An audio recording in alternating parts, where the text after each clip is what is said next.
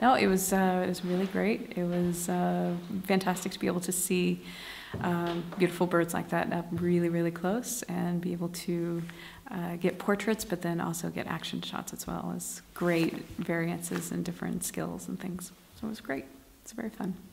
Would you come again? Absolutely, absolutely, yeah.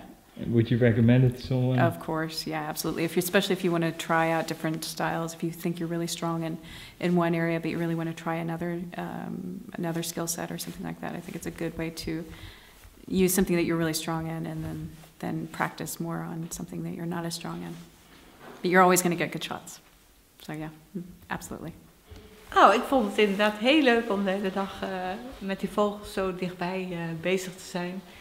En normaal ben ik niet zo'n held met dieren, met name vogels, dat gefladder en zo. Maar nu heb ik gewoon gemerkt dat je gewoon heel rustig vlak onder die fladderende vleugels kan liggen om foto's te maken. Dus dat vond ik wel een heel apart gevoel, dat je de poten zelfs door je haren voelt. Ja, zo dichtbij.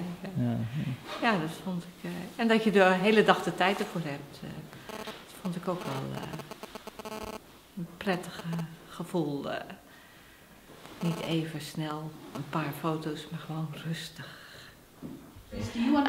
If you're interested to follow the workshop, I suggest you to do it. For me, it was a great experience because it mixed one of my passions, that is the owls, animal, and then photography.